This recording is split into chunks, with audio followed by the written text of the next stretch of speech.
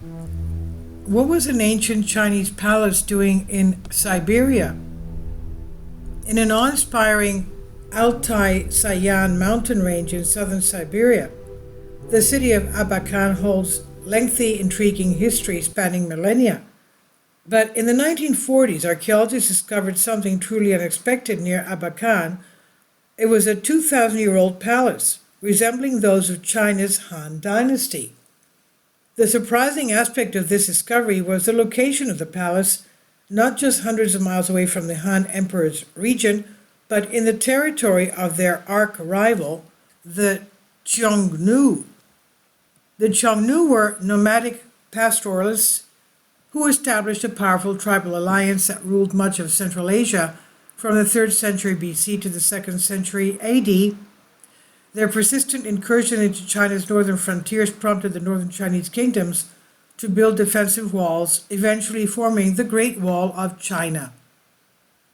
The palace's discovery occurred in 1941 when Russian construction workers established a route from Abakan, the capital city of the Khakassia Republic in Russia, to the village of Askiz, unearthed the foundations of a destroyed building. The excavation by archaeologists in the subsequent 4 years revealed a notable finding: the remains of an expansive palace reminiscent of the Han Empire, which was from 206 BC to 220 AD. The palace was oriented precisely from east to west. Its dimensions were 45 meters from north to south and 35 meters wide. A large square room, 40 feet square, or 12 meters, was located in the center of the palace, which had 20 rooms and a hall. The floors and the walls of the palace were constructed of mud. In the central part, the walls were up to 2.2 meters at 7 feet thick, while the walls of the side rooms were slightly thinner.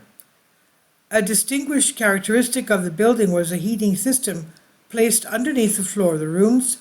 This comprehensive network of interconnected channels, made from stone slabs, facilitated the distribution of heat through the palace from the furnace.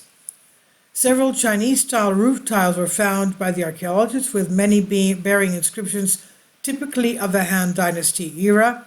The same text was inscribed on all these tiles: Son of Heaven, hence Chinese Emperor. 10,000 years of peace, and one of which, the Empress, we wish 1,000 autumns of joy without sorrow. The Palace of Wealth and Power. The central hall's doors were adorned with massive bronze cast mascarons, decorative facial sculptures with handles shaped like horned rams. The ringed handle was passed through the ram's nose.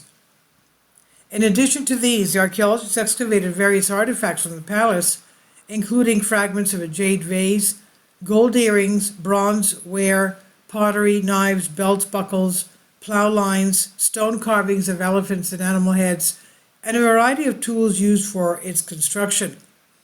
It remains uncertain whether these artifacts are now kept, with hopes that they have been conserved and safeguarded. The uncovering of the palace sparked an animated discussion about how the palace and its elite inhabitants ended up not just far from the Han homeland, but in enemy territory. Russian academics like S.V. Kiselev and L.R. Kizlasov have suggested that the palace was owned by the ancient Chinese general Li Ling, who was defeated by the Xiongnu and might have defected to them. Li Ling commanded a force of 30,000 Han soldiers against Xiongnu raiders in 99 BC, which resulted in the complete annihilation of his army. Only 400 of Li Ling's troops survived to return to the Han territory. Initially, it was thought that Li Ling had perished on the battlefield, a fate deemed most honorable for a defeated general. However, it was later revealed that Li Ling had surrendered to the Qingnu, and rumors began to circulate that he had betrayed his own people, although concrete evidence to confirm this suspicion is scant. Upon hearing the news, the Han Dynasty's ruler, Emperor Wu, commanded severe punishment for Li Ling's family. The theory suggests that upon hearing of his family's mistreatment, The imprisoned Li Ling defected and in an act of vengeance against the emperor began training Xiongnu warriors in Han warfare tactics. Presumably, Li Ling was eventually accepted by the Xiongnu, which allowed him to build his palace on their land. And while this theory remains widely accepted, there are other suggestions as well. More recently, for instance, A.A. Kovalyov claimed that the palace was the residence of Lu Fang, a claimant to the Han throne from the Guanwu era to the 1st century AD. According to historical accounts, Lu Fang declared himself a descendant of the Han emperor, and fought to become the legitimate emperor of China. However, he later instigated a rebellion, defected to the Xiongnu. The official records of the later Han dynasty, compiled by Fan Yi in the 5th century AD, stated that he lived in Xiongnu territory with his family for a decade until his death. This theory is corroborated by Chinese scholar Chen Zi, who argues that a character used in the tile inscriptions can be dated to the period 9 to 23 AD, much too late to have been Li Ling. Despite the plausibility of both theories, scholars are still unable to definitively identify to whom the Chinese palace belonged and why it was situated in the Xiongnu's land. This is by Joanna Gillan on Historic Mysteries. Please leave your comments and thank you for your support.